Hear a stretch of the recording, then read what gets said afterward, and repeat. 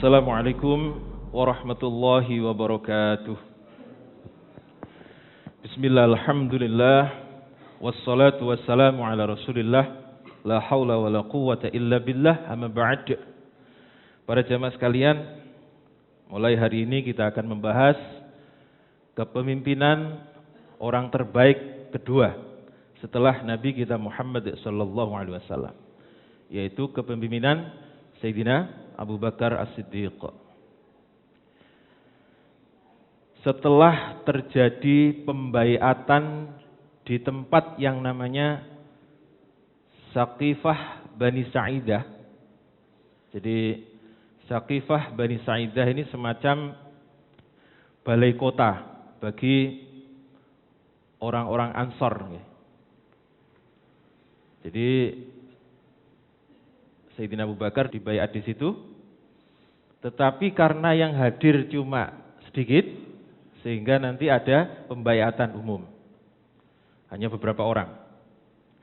Nah, atas peran besar dari Sayyidina Umar, kemudian pada hari berikutnya kaum muslimin berkumpul di Masjid Nabawi,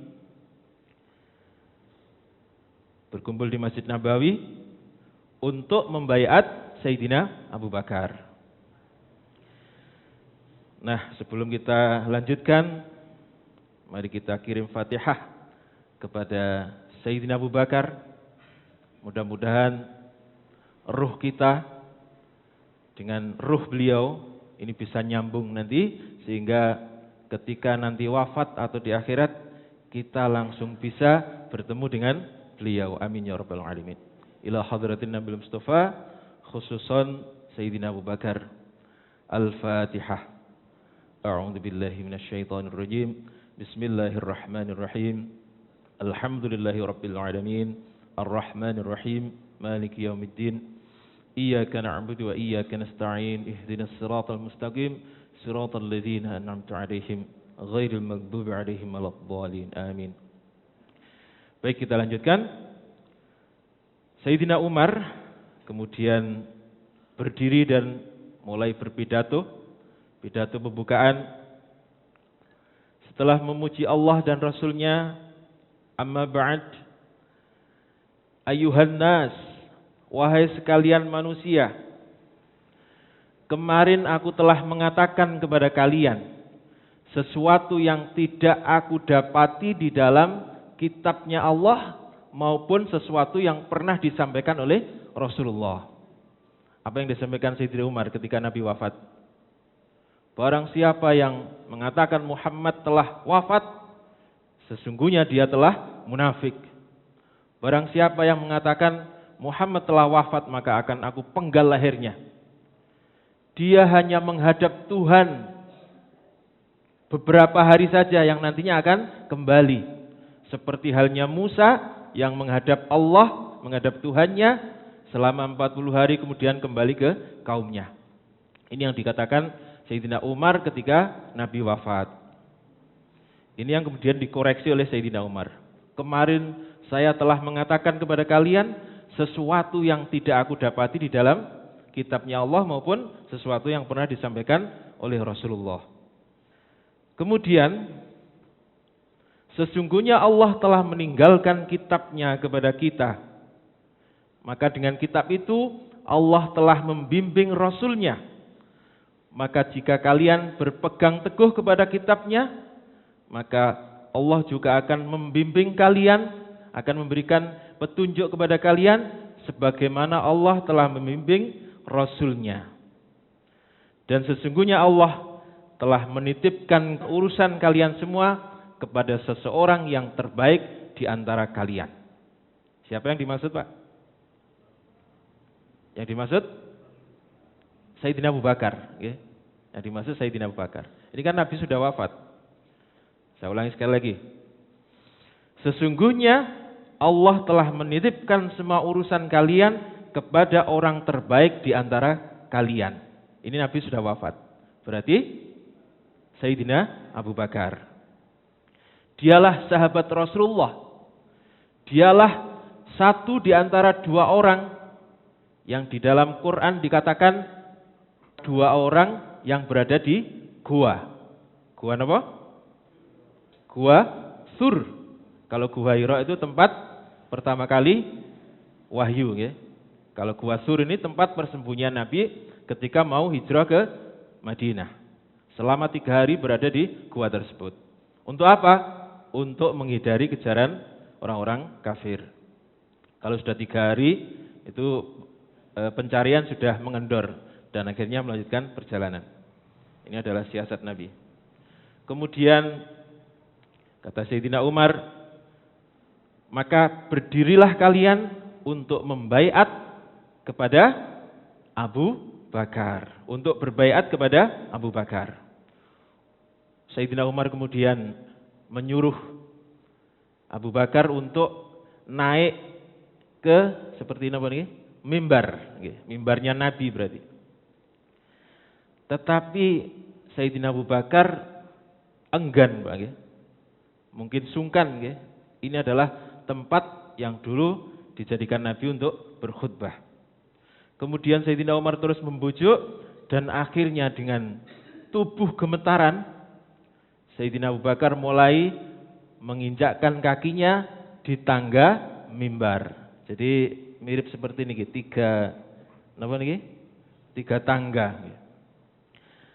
Kenapa Sayyidina Abu Bakar gemetaran ketika naik di atas mimbar? Sebab beliau teringat bahwa di mimbar itulah biasanya Rasulullah berdiri untuk menyampaikan khutbah.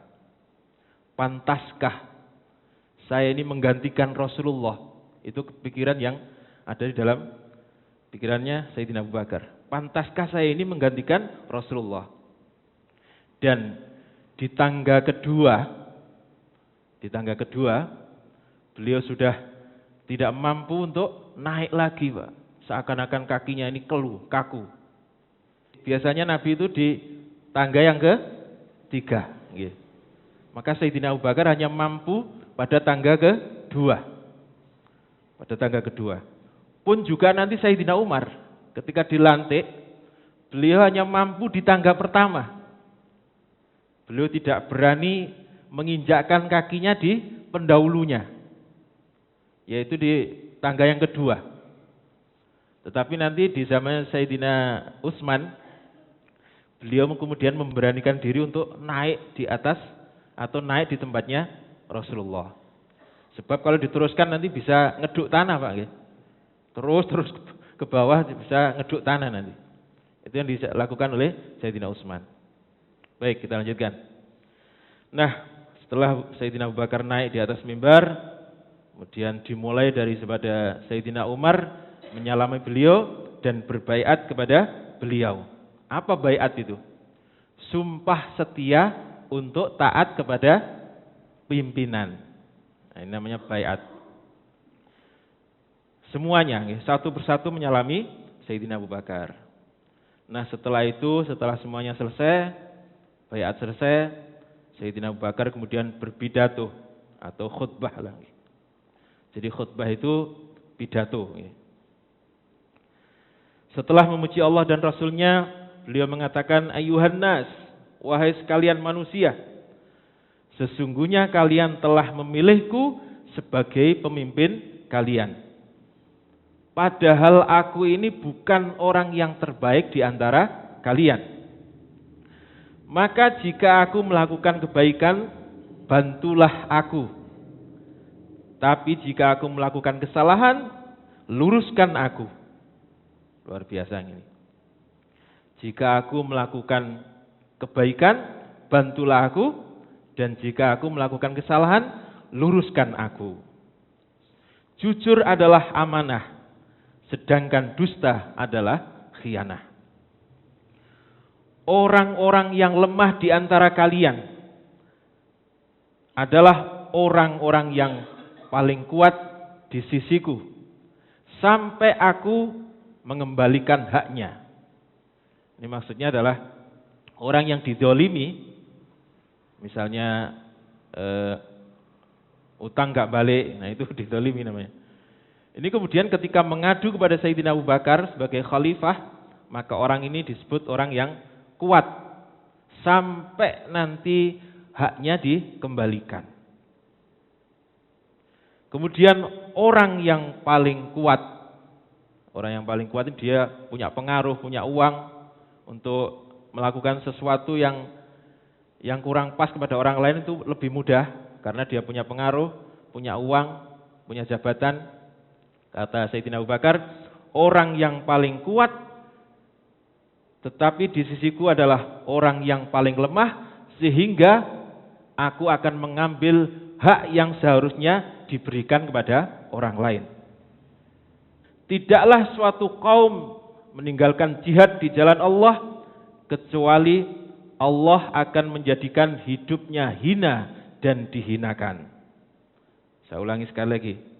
Tidaklah suatu kaum meninggalkan jihad di jalan Allah kecuali dia akan dijadikan hina dan dihinakan.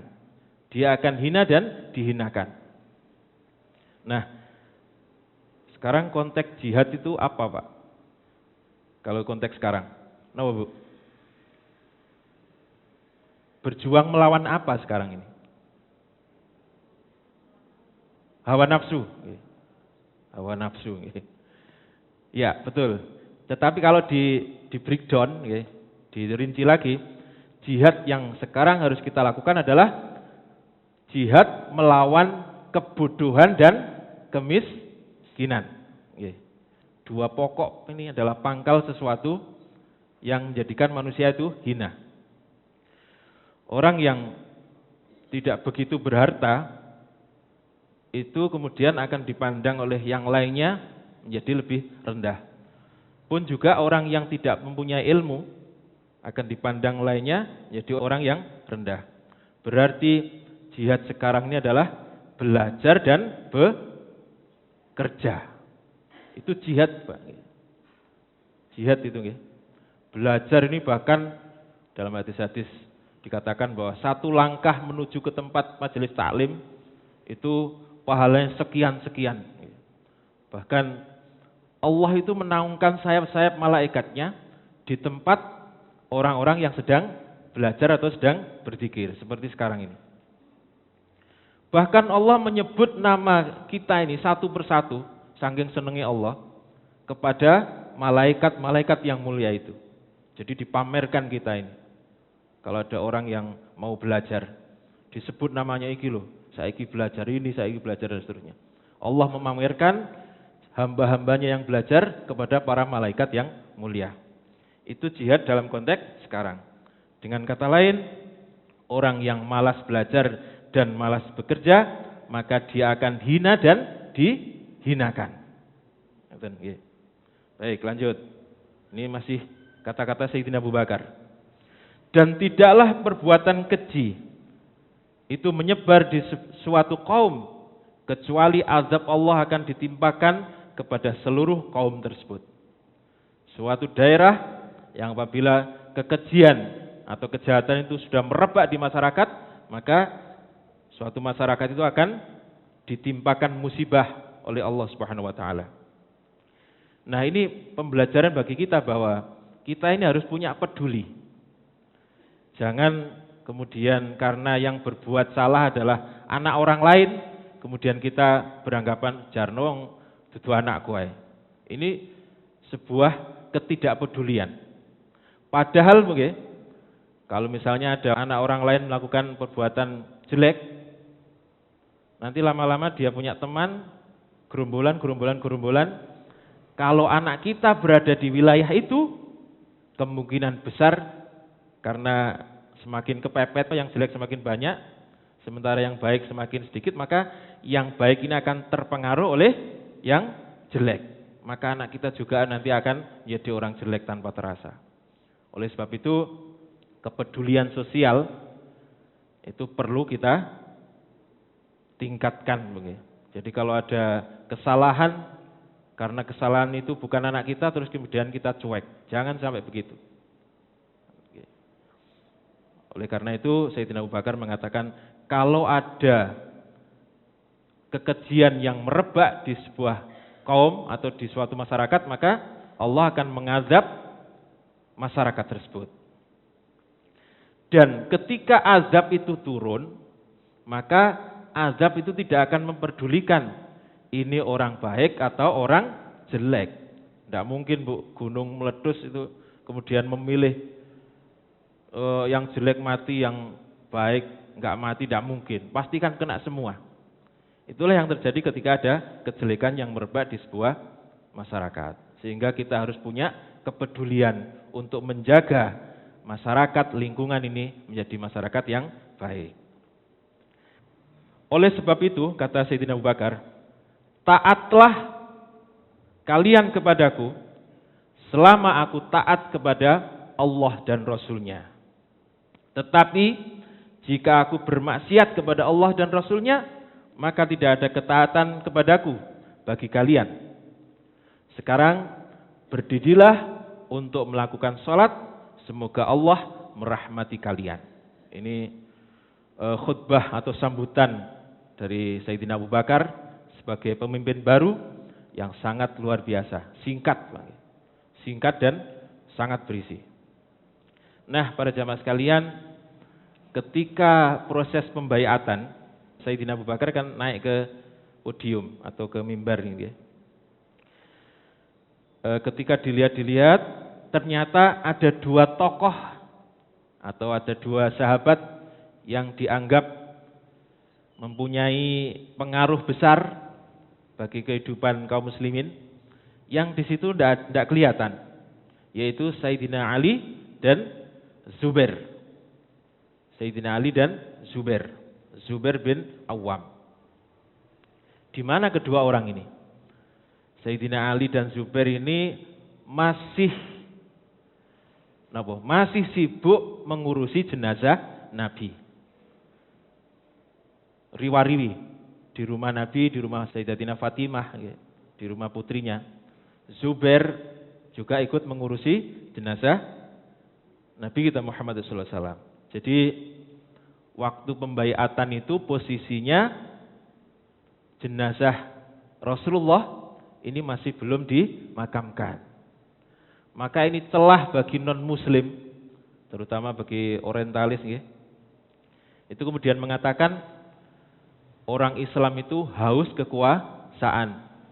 Lawang yang meninggal belum dikubur sudah memikirkan kepemimpinan atau sudah diganti. Itu kata mereka. Tetapi alasannya apa sebenarnya? Alasannya adalah kaum muslimin tidak mau sebentar saja hidup tanpa pemimpin. Mereka tidak ingin memberikan celah kepada setan untuk memecah belah persatuan kaum muslimin. Sehingga harus segera dipilih pemimpin yang baru. Maka kemarin saya sampaikan ada makalah yang mengatakan 60 tahun dipimpin oleh orang yang zalim. 60 tahun dipimpin oleh orang yang zalim. Itu lebih baik daripada semalam saja tanpa pemimpin. Bayangkan kalau semalam tanpa pemimpin. Orang mau lapor dia dirampok, mohon maaf, sedang buyar. Polisi sedang tidak ada semuanya, buyar. Tidak ada pemimpin. Buyar Pak sak negara ini. Satu malam saja nggak ada pemimpin, buyar. Satu negara buyar. Baik. Nah, ketika Sayyidina Abu Bakar naik ke atas mimbar itu, beliau melihat satu persatu di antara para sahabat yang hadir, ternyata ada Zubair yang tidak kelihatan. Maka Sayyidina Abu Bakar kemudian mengutus seseorang untuk memanggil Zubair bin Awam. Setelah Zubair datang, apa yang dikatakan oleh Sayyidina Abu Bakar? Wahai pengawal dan putra dari bibi Rasulullah, apakah kamu ingin memecah belah persatuan kaum muslimin dengan ketidakhadiranmu itu? Ini yang disampaikan oleh Sayyidina Abu Bakar. Apa jawab daripada Zubair? Janganlah engkau mencelakai khalifah Rasulullah. Kemudian Zubair berdiri dan berjabat tangan untuk berbaiat kepada Sayyidina Abu Bakar. Pun juga demikian dengan Sayyidina Ali. Melihat Ali kok belum datang, Sayyidina Abu Bakar kemudian menyuruh orang untuk memanggil Ali. Sayyidina Ali juga demikian. Ketika sampai, Sayyidina Abu Bakar mengatakan, wahai sepupu sekaligus menantu Rasulullah, apakah engkau ingin memecah belah persatuan kaum muslimin? Kemudian dijawab oleh Sayyidina Ali, janganlah engkau menghukumku wahai Khalifah Rasulullah. Kemudian Sayyidina Ali pun berbaiat kepada Sayyidina Abu Bakar. Nah, mengapa dua peristiwa ini saya sampaikan? Sebab ini pula celah yang digunakan oleh non-muslim untuk mengatakan bahwa Sayyidina Ali tidak begitu setuju ketika Sayyidina Abu Bakar dibaiat menjadi pemimpin. Oke. Apalagi dari golongan Syiah, Bang. Dari golongan Syiah mengatakan bahwa yang berhak menggantikan Rasulullah adalah Sayyidina Ali. Maka bencinya sama Sayyidina Abu Bakar sama Umar itu bukan main. Kalau sama Sayyidina Utsman tidak begitu. Tetapi bencinya kepada Sayyidina Abu Bakar dan Umar luar biasa. Sehingga dulu di Keraton Yogyakarta itu ada seorang punggawa kerajaan. Punggawa apa namanya ini? Pegawai inilah. Napa sekarang ya? Nggih, pegawai keraton itu punya anjing 2, itu dinamakan Abu Bakar dan Umar. Masya Allah. Kalau sedang marah disawati itu anjing itu. Itulah awal mula adanya Bilal dalam sholat tarawih. Ketika itu mereka masih jadi satu dengan orang-orang Ahlussunnah wal Jamaah di masjid. Maka untuk jadi rencana imam ini supaya mereka itu tidak ke masjid, maka nama ini disebut-sebut terus. Khalifatur Rasulillah Sayyidina Abu Bakar As-Siddiq radhiyallahu an, sebut tiap hari ketika tarawih. Akhirnya mereka tidak kerasan, terus keluar. Nemen bu, nemen nggih. Mosok duwe anjing dinamakan Abu Bakar sama Umar. Kalau sedang marah anjingnya dipukuli. Itu Syiah nggih. Tetapi tidak semuanya Syiah. Ada Syiah Rafidhah dan lain-lain. Jadi itu yang perlu kita ketahui bahwa di kalangan Muslim, terutama Syiah, itu ada yang berpendapat seperti itu. Bahwa yang berhak menggantikan Rasulullah adalah Sayyidina Ali, sebab dia menantunya. Bukan Sayyidina Abu Bakar atau bukan Sayyidina Umar atau Utsman. Ali kan baru urutan keempat. Ini yang menjadikan mereka bencinya bukan main. Baik. Inilah para jamaah sekalian fase di dalam sejarah perkembangan Islam, fase baru, yaitu fase para sahabat menjadi pemimpin yang sudah tidak didampingi lagi oleh Rasulullah. Maka perlu kita ingat bahwa yang dijaga dari dosa, atau dalam istilah kita disebut dengan maksum, itu hanya Nabi. Selain Nabi tidak dijaga dari dosa, dari kesalahan, termasuk para sahabat. Para sahabat itu tidak dijaga. Kalau Nabi itu mau berbuat salah sedikit sudah diingatkan, sudah diingatkan. Tetapi sahabat sudah tidak, nggak ada lagi wahyu yang turun kepada mereka.